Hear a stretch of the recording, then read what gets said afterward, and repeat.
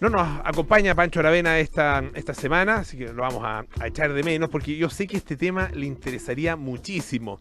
Vamos a conversar con el doctor Emilio Herrera. Él es académico del Instituto de Ciencias Biomédicas de la Universidad de Chile. Y su trabajo, su investigación, la investigación que él encabeza, recibió un premio muy importante que se llama el premio Nick Hales, entregado por la sociedad DOHAD. Ella nos va a explicar exactamente. Esta es una sociedad que tiene que ver con la investigación investigación en salud, ¿no es cierto? Y investigación, obviamente, acerca de distintas enfermedades. Y el trabajo que él ha estado realizando tiene que ver con la hipoxia aguda hipovárica en el altiplano, y esto se vincula con una enfermedad de la cual hablamos hace poco acá en el programa, la hipertensión pulmonar en recién nacidos. Doctor Herrera, bienvenido a Radio Duna. ¿Qué tal? Por la invitación. A ver, contemos la historia completa, ¿no es cierto? Tú eres originalmente, o sea, de formación veterinario, Sí. ¿no?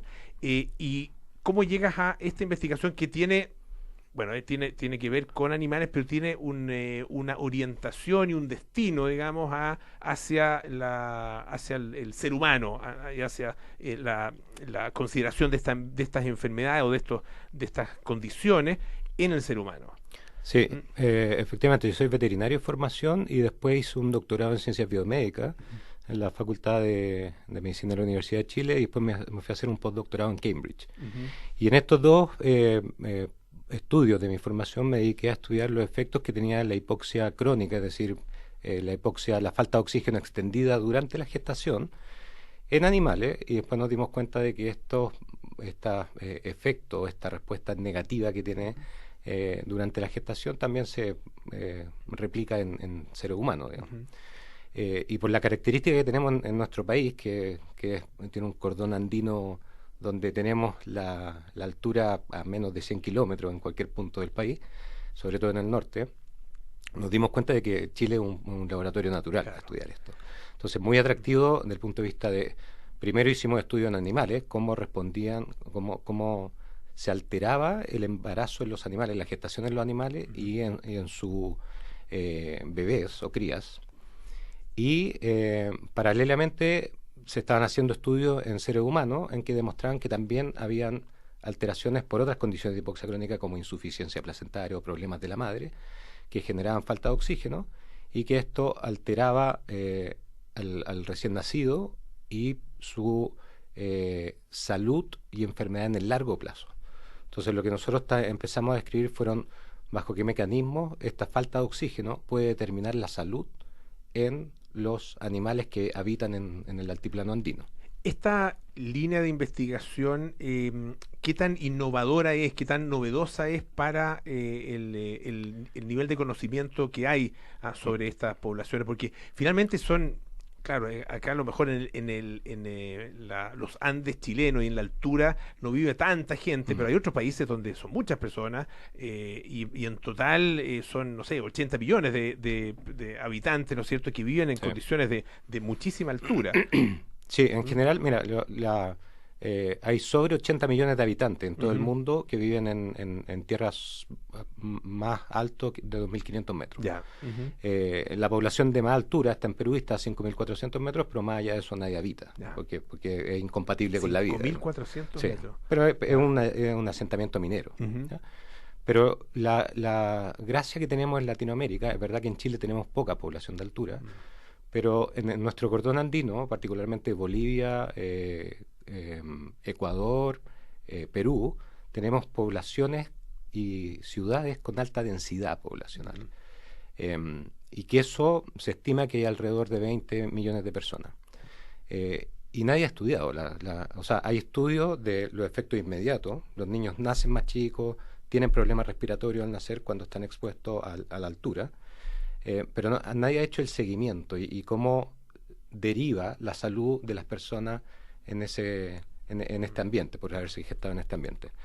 Entonces nosotros lo que empezamos a estudiar fue los mecanismos que participaban en animales y cómo esto determinaba problemas respiratorios, problemas cardiovasculares, y ahora lo estamos tratando de transferir al ser humano. Perfecto. Y lo novedoso de esto es que hay una hipótesis que se describió a principios de los 90 por un epidemiólogo inglés que se llama David Barker, que trabajó con Nick Hales y que es el nombre que le da a mi premio, digamos, que ellos descubrieron que procesos de hambruna en Europa, y particularmente en Inglaterra en este caso, determinaban que los niños que habían sido gestados en estos procesos de hambruna terminaban con problemas cardiovasculares tempranamente. Ya. ¿Ya?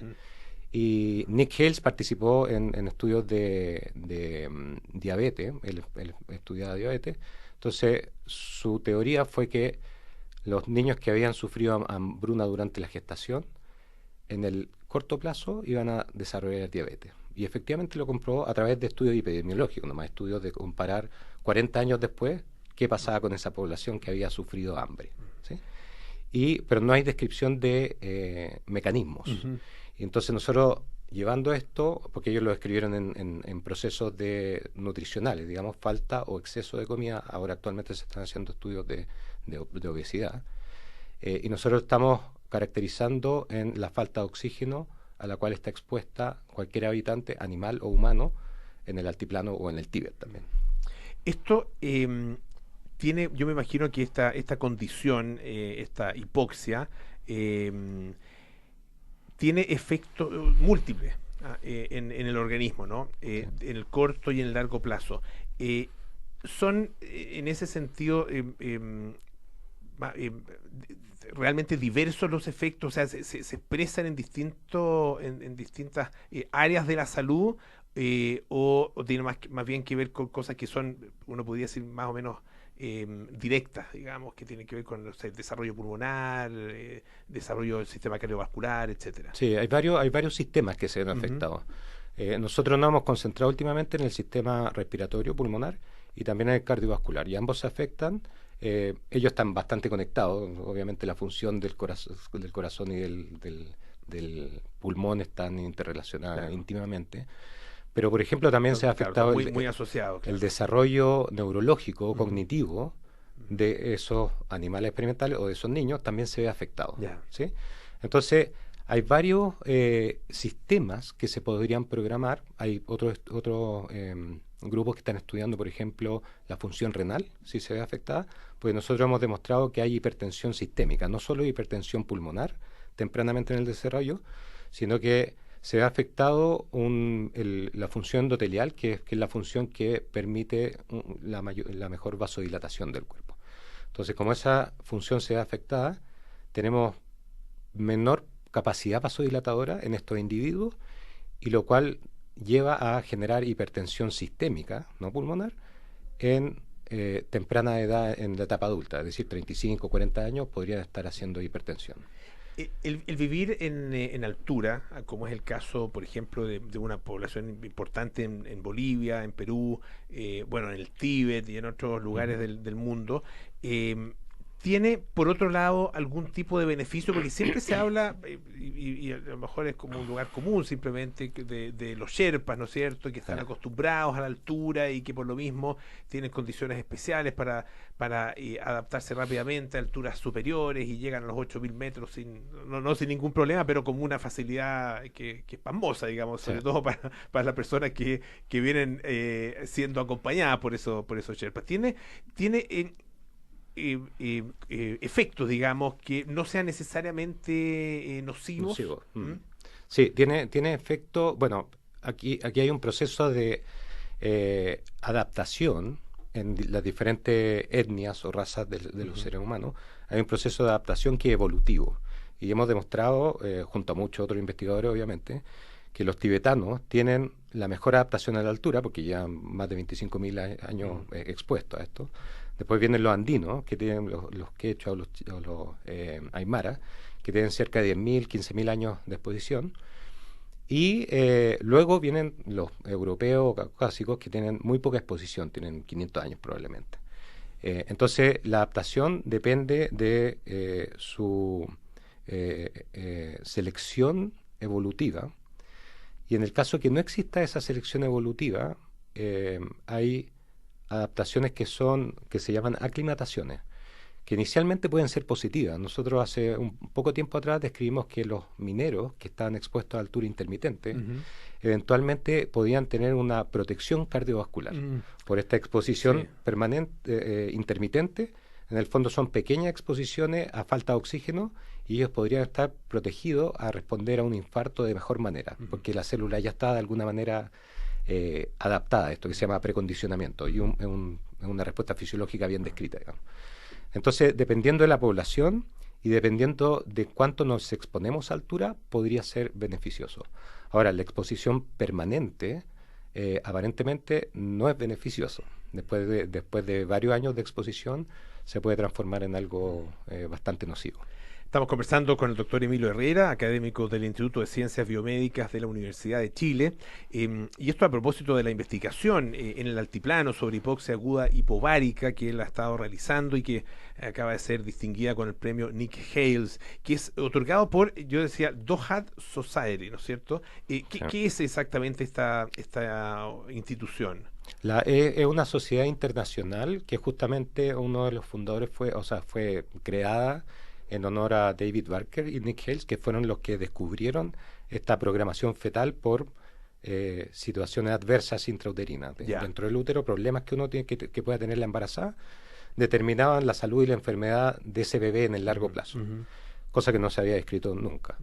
Entonces esta sociedad empezó la sociedad científica lo que hacemos finalmente nos reunimos a discutir cómo esta teoría la podemos definir en algo o cómo la podemos comprobar finalmente, porque era una hipótesis, ¿ya?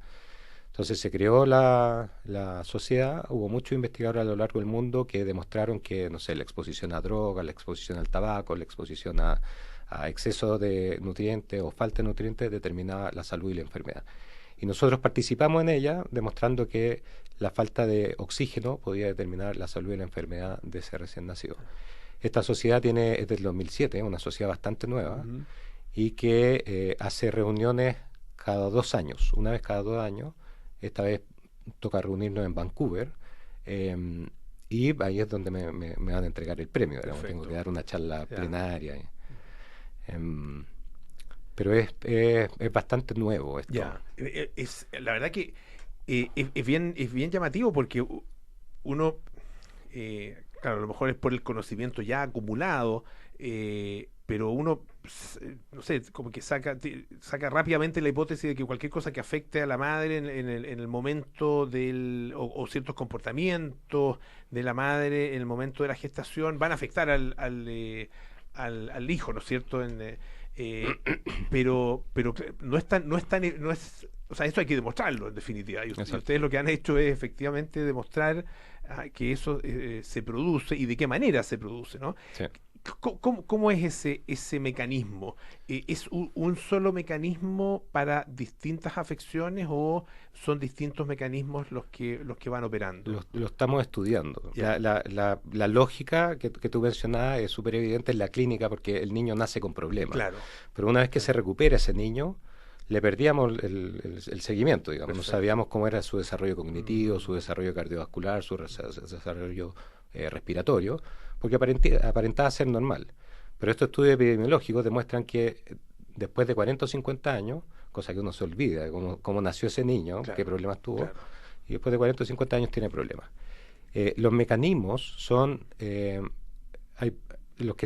todavía están bajo estudio, pero aparentemente los mecanismos que definen esto son mecanismos epigenéticos, que son modificaciones en el ADN de la guagua en gestación, modificaciones en el ADN que determinan una diferencia expresión de sus genes, ¿ya?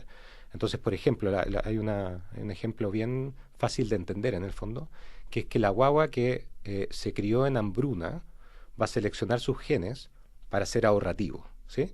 Entonces, como está expuesto a su desarrollo fue en hambruna, sus órganos se programan para enfrentar esa hambruna durante toda su vida. Sale a la vida normal, ya no hay hambruna, sino que hay exceso de alimentación, y esa guagua hace obesidad, porque es un fenotipo ahorrativo de energía, ¿ya?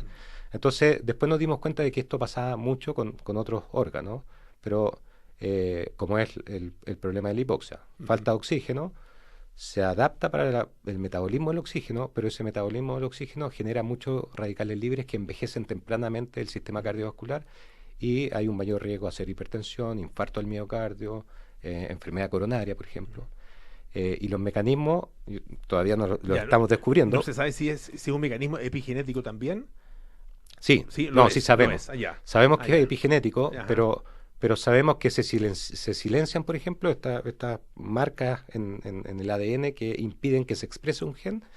Hemos visto que no se expresa un vasodilatador. Pero ese vasodilatador no da cuenta de todo el problema. Entonces, tenemos que, de alguna manera, caracterizar una serie de mecanismos que estamos investigándolo. Pero lo más probable es que sean mecanismos epigenéticos, efectivamente. Ahora, y que esto que es algo súper importante, porque inicialmente cuando descubrimos estos mecanismos epigenéticos pensábamos que eran irreversibles. Y por eso el joven adulto de 35 años hacía hipertensión tempranamente. Pero ahora estamos descubriendo que en la etapa perinatal, es decir, antes de nacer o tempranamente después de nacer, esos mecanismos son reversibles. Y ahí está la relevancia clínica de esto, que podemos prevenir la programación que se generó en ese embarazo a través de tratamiento. ¿Y esa reversibilidad se logra a través del cambio de una modificación que tendría que ser dramática, me imagino, de las condicionantes ambientales o con otro tipo de mecanismo?